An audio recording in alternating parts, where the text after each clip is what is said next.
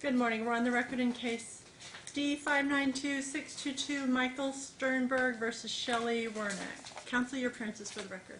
Good morning, Your Honor. Chris Alderman, bar number 13061, on behalf of the plaintiff, Michael Sternberg, who is present. Good morning. Good morning, Your Honor. Meredith Weiner, bar number 12299, on behalf of Shelley Warneck. Okay, good morning. We are on the record today for Mom's motion for temporary permanent physical custody, visitation, child support, return of minor child's insurance fees and costs, and Dad's opposition and countermotion for dismissal of action for lack of jurisdiction. That's opposite, Your Honor. I think you have Correct, Oh. Yes. It's our motion, Your I Honor. apologize. That's okay. I had It's an M early. and a D, and okay. Oh, okay. No. Okay, so lack of jurisdiction. Oh, no, because Mom is the one who says she's in Lake Tahoe, though she has an apartment here, and Dad's had the two children's for a year. Correct. Okay, just make sure I got it the right order. got it right. Okay, apologize. I just had M and D's wrong in my notes here. Okay. That's what we are here on. The court has definite opinions on a lot of this. I have some questions, but I will allow you to argue your motion, counsel. Thank you, Your Honor. I wanted to start off, and I know you've read the pleadings, but essentially the parties have an outdated agreement that was entered in California several years ago. And by both parties' written work, they both signed a stipulation to dismiss that action. Correct. And they both had counsel. And evidently her counsel said he filed it, and you asked, is this right? You have, Okay. the grasp of the situation, Your Honor. The correspondence was exchanged. Parties executed it. The intention was to dismiss that action. Because this was a temporary order. It wasn't even a final order following trial. And this happened several years ago. Okay. If this case was in Nevada, it would have been administratively closed anyways. And I think under California law, the same should have happened. But for whatever reason, Right. the case laid stagnant. So fast forward to 2018. Okay. Mom gets a DUI with the kids in the car. She's going through a rough stretch. Communications ensue over that summer where she reaches out to my client. It looked like you guys were co-parenting, and I actually appreciate that. And this court appreciates when co-parenting. Very good, too. If you reviewed the text I messages, did. both I parents read it all. were doing very well. And I think Mom recognized that I have to go away to therapy for a month. I have some big issues to take care of. You're in a better position to take care of the kids. And there was some argument of when the therapy happened, when it didn't. I read all that. Sure. So the kids go to Dad. August 4th, 2018. He enrolls them in school. They've been here that entire time. Okay? Both kids have done very well in school. Accepted into the gifted program. They're going to Mathis Elementary, where they are currently set to go this summer. Teachers have already been selected. That's already in place. My clients purchased a house recently with the assumption that the two boys would be living with him and going to school. So communications were fine. He didn't suspect anything was happening. Mom comes to pick up the kids on May 23rd, keeps the kids. Communications are still okay. Lo and behold, she files a motion on July 1st in California. Okay? Still didn't tell my client. Now, note, Your Honor, my client hasn't even been served with that motion. To date, still hasn't been, and there's a hearing set for the end of August. So it's going to what's really going on here. So my client's communicating via text message with Mom, asking, well, what are we going to do about the return? When are the boys coming back? She's dodging those questions, and instead focusing on a telephonic visitation. So July 7th comes, the day that the kids are supposed to be returned. Kids aren't coming back. Instead, he gets a letter from an attorney in California who says, the kids are not coming back. You need to agree to this agreement where Mom keeps the kids, and then you will have visitation. And at that point, my client is just completely taken aback. Did not expect this. He presumed everything was going as planned. Communication was open between the parties. If this was her intention, he assumed this would have been discussed well in advance. And at that point, on July 7th, her motion had already been filed with California and was sitting there for 6 days. They could have discussed this well in advance of that day of. And so communications ensued after. Essentially, my client has spoken to the kids sporadically, has not seen the kids. Your Honor, he has a vacation that he pre-planned, prepaid for that starts today with the kids. He's not going to be taking advantage of that. School starts August 12th, and here we are before you. So my argument is, first of all, I don't think California should have jurisdiction based on the dismissal of that case, the signed stipulation, even though it wasn't entered. But that was several years ago. And I think when you look at the recent set of facts, the kids have been here for the previous year based on the agreement of the parties, this is not a situation where my client took the kids in the middle of the night and brought them back to I don't think there's any allegations Nevada. of that. No, and I'm not making that assertion, but I'm merely saying that this was a plan, right? This was a plan that both parties agreed to, that the kids would be in Vegas. And I haven't even touched on the fact, Your Honor, that she had an apartment here.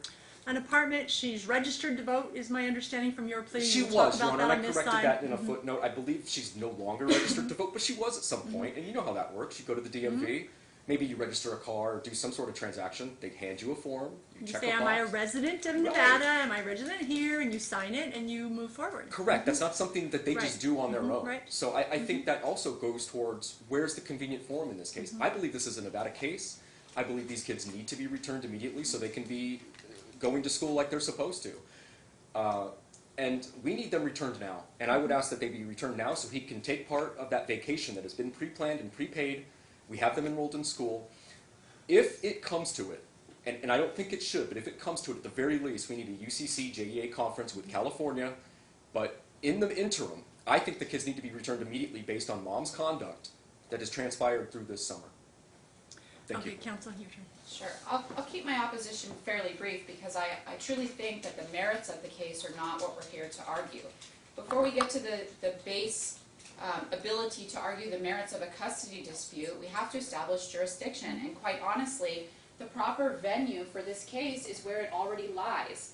If the intention of parties is what dictated where jurisdiction was, anybody could just say it's my intention to litigate a Counsel, case. but your client got an apartment. She registered to vote here, correct, ma'am?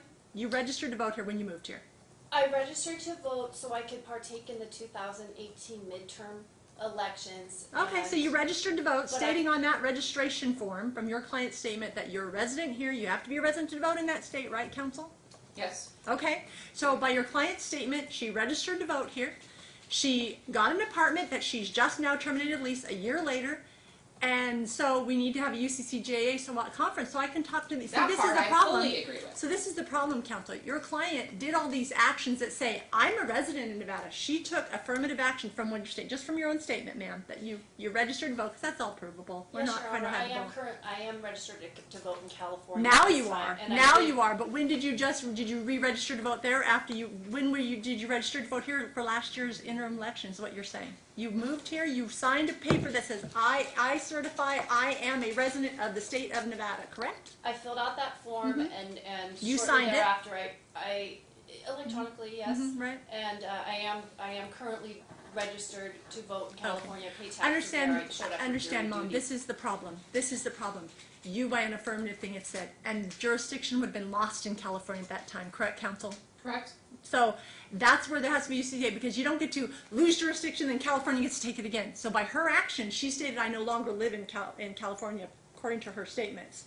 So, I mean, that's the issue. I mean, I so understand clearly, that is potentially the picture that's portrayed. However, Well, she no, that's never what she gave just up stated. residency in California. I mean, she owns property there. owning property, though, you have to pick a place. You get to pick a place. You know, you have to pick a place. And by her stating that, counsel, I'm finding that she actually, by her statement, she signed it, and that's the question. But I think that there needs to be a UCCJEA telephone conference between the two courts. Sure. I believe that from her own statement, she did give up. She's been here for a year, almost a year, roughly a year. She's given up her apartment now. That there's all technicalities of when you went back, that you had home there. But she the key here to me, counsel, is that she affirmatively registered to vote and said, I am a resident here, because you can't vote if you're not a resident here, Mom. So, by her own action, she's affirmatively declared that she is a resident of the state of Nevada. But I still believe we have to have a UCCJEA conference between the two courts and determine that. The problem is, Mom, we will do that. You knew about the vacation, correct? You did agree to return the children until you move forward on your filings, correct, Mom? For the summer, Vacation. You had this time and he was going to have vacation. Was that all known, Mom? it was, Mr. Sternberg presented me with two options for the summer, even though Okay. he knew I had plans. It was essentially an illusion of choice. An illusion of choice. I guess Well, I'm not getting it. You're saying he said, here, I want vacation here, what do you want? And you had a couple of choices, so you guys could all accomplish a vacation in the summer, right? He presented me with two choices. Okay. I felt coerced to choose one because getting into negotiations with him is lengthy, emotionally draining, and repetitive. So in order to have him agree to let me have the children, I felt coerced to choose one. And he even proceeded to tell me which option to choose. He self-created these options, and unfortunately, those were the dynamics of the past year. So, Mom, I gotta tell you, options. I don't know that I really agree totally, because part of it was you were asking his help, he stepped in, you guys co-parented, all of that kind of stuff, and now you're saying, oh no, we have this other dynamic. I'm a little puzzled because it's a contradiction for me. Can you Okay. understand that? I do understand. Okay. So my question again was, he gave you a thing, whether you felt coerced or whatever, you agreed to a specific thing on vacation, correct? I chose one of his options. I Okay. felt coerced to, because I didn't Okay. think he would let the children come with me back to California, where they have been since Okay. May 23rd. For summer, since May 23rd. Okay, counsel, I agree with you. Until we determine jurisdiction, I'm stuck, counsel. However, I got to tell you, Mom, I would expect that you guys to co-parent. If between me and the court in California determine that this is the most convenient for them because the children have lived here for a year, you registered to vote, all of these things, I can tell you it's likely that I believe that the jurisdiction will come back here, but I have to have that conference to determine it. So I want you to understand that the court's going to look at parents' ability to co-parent, and if you made that agreement, I would hope, though I don't believe I can issue an order until I determine jurisdiction, counsel. But I would hope, Mom, if there's a chance it's come back here, that you're going to want to do what's the right thing and let your children have the vacation with Dad. It doesn't mean you're giving up anything either way. We have to move through this process. So I'm going to strongly encourage that if that was your discussion, that he's actually made plans on it. You could have done a lot of other things. You could have had a counsel involved. There's a lot of things when you're feeling coerced. You obviously knew how to have counsel involved, because you got counsel involved now both in California and here. So I'm going to strongly encourage that if that was what you agreed to, whether you felt one way or the other, that you would do so. So that when this is the problem. It's not about you two. This isn't about you two. This is about these two little boys that deserve their parents. So look, all along Dad's been saying, hi boys, we're going to do this vacation, and you would agree to that vacation, so he's perpetuating that in their little minds. So the court's going to say, let's do the right thing for the boys. If you agree to that, I would guarantee that's probably what it was, Dad. You're probably saying all along, hey, I'm excited to see you, we're going on this vacation, we're doing this. That's what normal parents do, right, Mom? So I'm going to strongly encourage you, if that was the agreement, because it's about these little boys. It's not about both of you. I'm sorry to say, but they're the ones that are the innocent little people in the middle of this, right? So counsel, I don't believe I can order to do that right now until we have a UCCJ, but we can have it soon. We'll call California, we'll set it up ASAP, because I want it before school returns, which is in a couple weeks. So I do know that I have a couple trials coming off next week, so I have a little bit of room in my schedule, and I will make room for this. Your Honor, if I may, I think under the UCCJA you could issue a temporary order under an emergency basis. Right, but I don't see there's an emergency here, counsel. There's a difference. For him missing vacation, to me, is not an emergency. I don't think we overstep that power, right? I think that's a real responsibility the court has when you're going to assume emergency jurisdiction. My idea of emergency is not he's going to miss some vacay. Well, I know, Your Honor, but to me the emergency is the kids were supposed to be returned, right, on July 7th, and here we are. Okay, I understand at that, the end of counsel, July. but my problem is I don't see it as an emergency still. Yes, you know, she could have had the whole summer until August, depending on an out-of-state visitation plan. So I'm not seeing it as an emergency, counsel. So I don't feel like I have the authority to overstep that. And but so, I got to be honest, Mom. I don't know if you're hearing. I know you're hearing me. You and I are connected on hearing me, so I get that. I appreciate that. You see what I'm saying about the boys. It's not fair for anybody. I don't know what the vacation plans are, but it's the fact that you raise their expectations to here.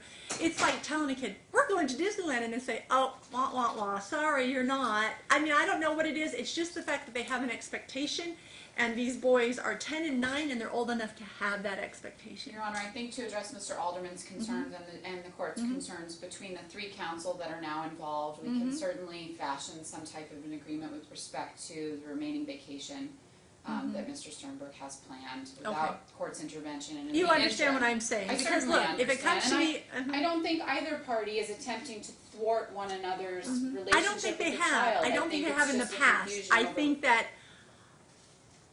think that Mom could have discussed this whole thing a little better than it occurred. I think that Dad is blindsided because no matter whether you felt coerced or not, I think you had in your mind you wanted to stay there when you took them in May for the summer. So I'm a little concerned about that, but the court will deal with that if it ends up being my jurisdiction. If the jurisdiction remains with this court, I will deal with that, but I'm going to strongly encourage, because I would believe that California courts would agree with me, that parents should not set an expectation to children and then disappoint them.